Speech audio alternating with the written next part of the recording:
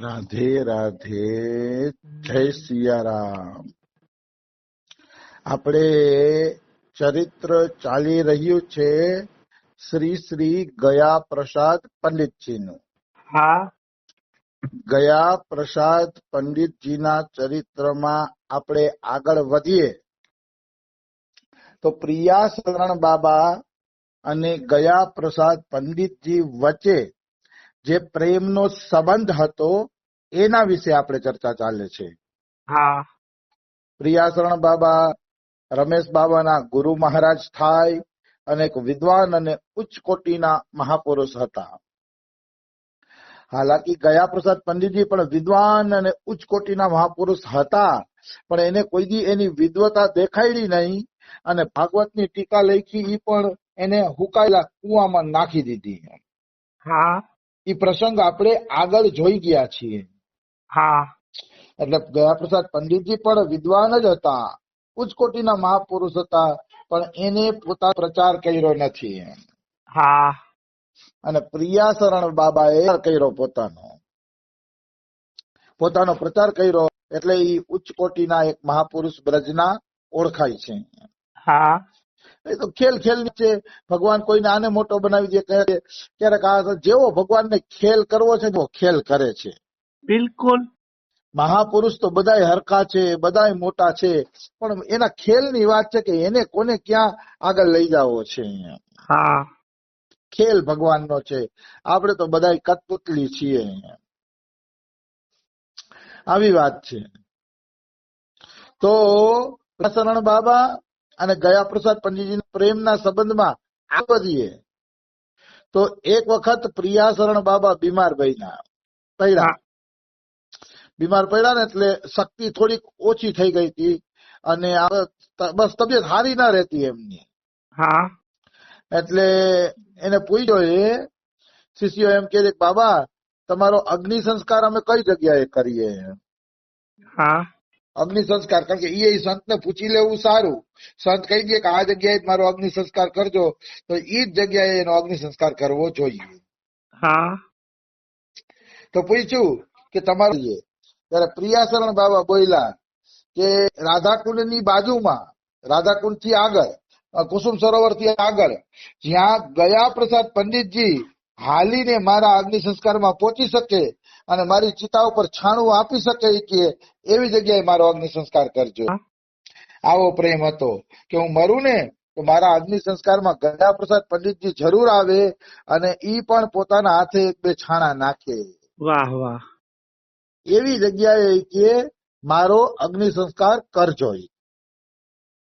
એટલે જ પ્રિયાશરણ બાબાનો અગ્નિ સંસ્કાર કુસુમ સરોવર થી આગળ થયો છે કે જ્યાં ગયા પ્રસાદ પંડિતજી પહોંચી શકે.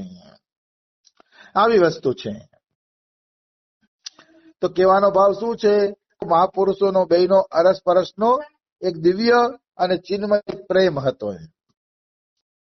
હવે એક દિવસ એવું બન્યું કે શ્રી શ્રી ગયા પ્રસાદ પંડિતજી પાસે સંદેશો આવ્યો કે પ્રિયા શરણ બાબાની તબિયત વધુ પડતી ખરાબ થઈ ગઈ છે.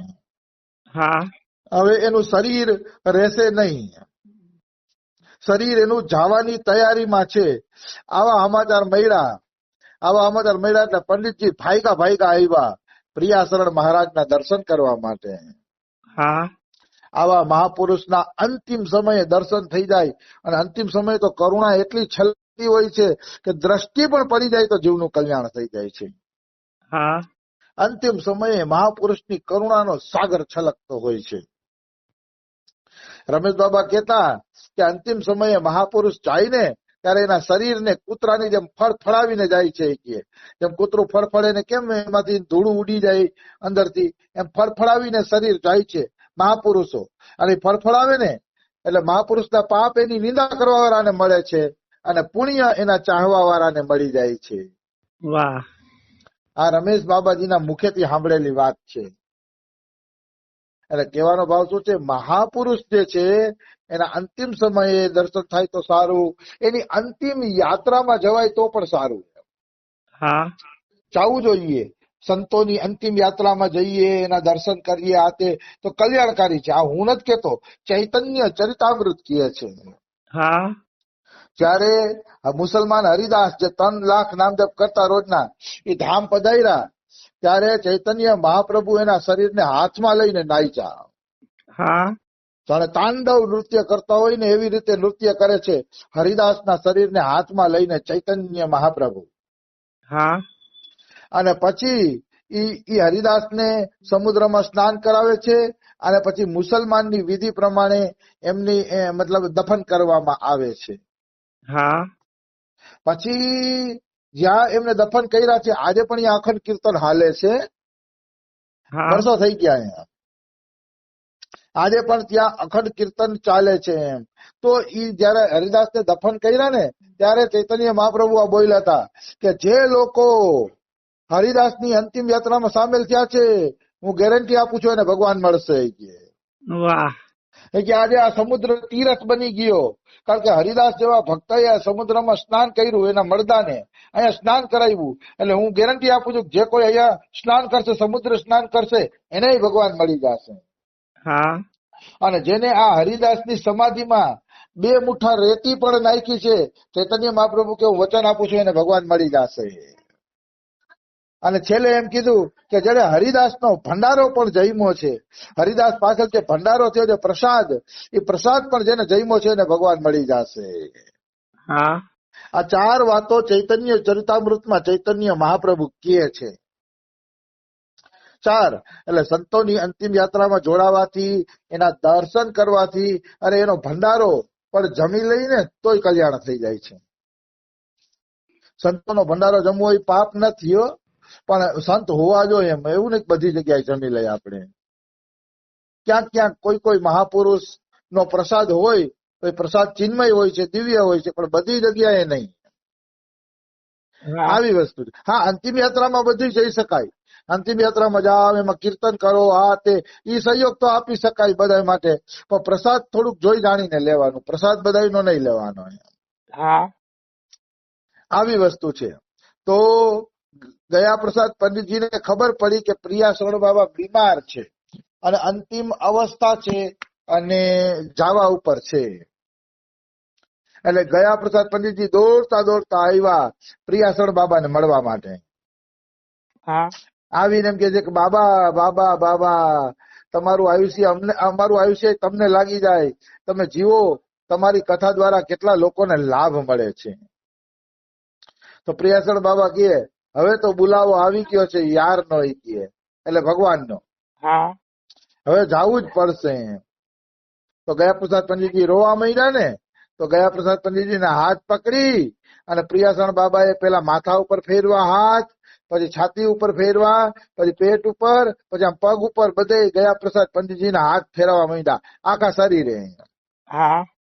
તો ગયા પ્રસાદ પંડિતજી કાંઈ બોલ્યા નહીં, એને પણ પોતાના હાથની ઢીલ દઈ દીધી.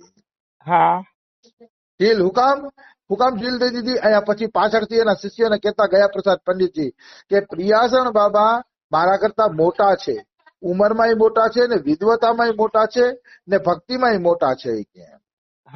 એટલે મેં હંમેશા પ્રિયાસણ બાબાના ચરણનો જ સ્પર્શ કર્યો છે, ચરણ સ્પર્શ સિવાય મેં કે બીજું કઈ કર્યું નથી.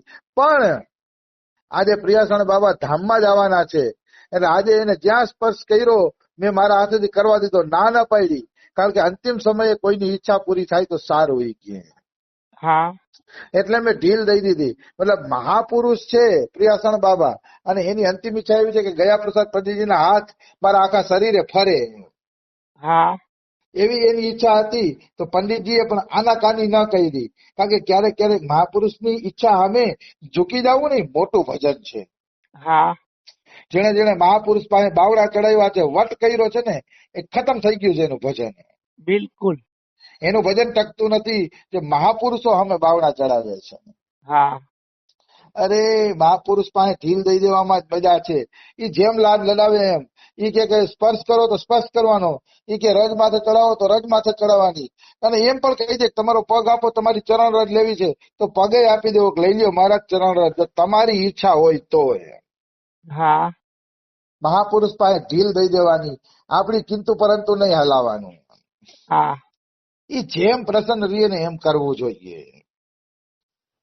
તો ગયા પ્રસાદ પંડિતજીએ ઢીલ દઈ દીધી અને પ્રિયાસણ બાબાએ એના હાથને આખા શરીરે ફેરવ્યો અને પછી છેલ્લે છેલ્લે કે છે પ્રિયાસણ બાબા કે પંડિતજી હું મરી જાઉં ને તો 5 કંડા એટલે છાણા, 5 છાણા તમે મારા ઉપર નાખજો. હા મારી ઈચ્છા છે કે તમારા હાથના 5 છાણા મને મળે. તો આવો પ્રિયાસણ બાબાનો અને ગયા પ્રસાદ પંડિતજીનો મિત્રતાનો સંબંધ હતો. આવો દિવ્ય સંબંધ છે હા મિત્રતાનો. તો પછી ગયા પ્રસાદ પંડિતજી કહેતા એના શિષ્યોને बार बार यह कहते कि संतन की कृपा और भक्तन सो मैत्री के ताई तो हम सदा ही भूखे बैठे रहे. ऐसा मधुराति मधुर हृदय था आपका. મતલબ ગયા પ્રસાદ પંડિતજી વારંવાર કહેતા કે સંતોની કૃપા માટે અને ભક્તોના દર્શન માટે તો હું સદાય પ્યાસો જ રહું છું. સંતો ભક્તોના દર્શન થાય, સંતો ભક્તોના દર્શનનો લાભ મળે એના માટે તો હું કાયમી માટે પ્યાસો હોઉં છું. તો આ વાત બિલકુલ સાચી છે. ભક્ત દર્શન થી મોટું કઈ છે નહીં. ભક્ત સંઘ થી મોટું આ સંસારમાં કઈ નથી. ભક્તનો સંગ મળી ગયો એટલે ભગવાન મળી જ ગયા એમ માનો. ભક્ત સંઘની એવડી મોટી તાકાત છે. પછી પ્રિયાસણ બાબા ધામ પધારે છે અને 4 છાણા ગયા પ્રસાદ પંડિતજી આપે છે પ્રિયાસણ બાબાને. પણ અહીંયા ધ્યાન દેવા જેવી વાત એ છે કે પ્રિયાસણ બાબા રમેશ બાબાને પણ કહેતા કે હું ધામ પધારી જાઉં ને તો બરસાનાના 5 છાણા મારા ઉપર જરૂર આવવા જોઈએ. મારી ઈચ્છા છે કે બરસાનાના 5 છાણા મારી ઉપર આવે. તો પ્રિયાસણ બાબા ધામ પધારી ગયા લગભગ 9:30 સવારે. અને ત્યારે રમેશ બાબાના શિષ્ય પંડિત રામજીલાલજી શાસ્ત્રી છે ને અહીંયા જ નોકરી કરતા હતા ગોવર્ધનમાં. એટલે કોકે સમાચાર આપ્યા કે પ્રિયાસરણ બાબા ધામ પધારી ગયા છે. સમાચાર આપ્યા એટલે આને અડધી દીની રજા મૂકી રામજીલાલજી શાસ્ત્રી. અડધા દીની રજા મૂકીને સાયકલ લઈને ગયા બરસાના. કારણ કે ત્યારે સાયકલ જ હતી, સ્કૂટર હતા નહીં. સાયકલ લઈને બરસાના ગયા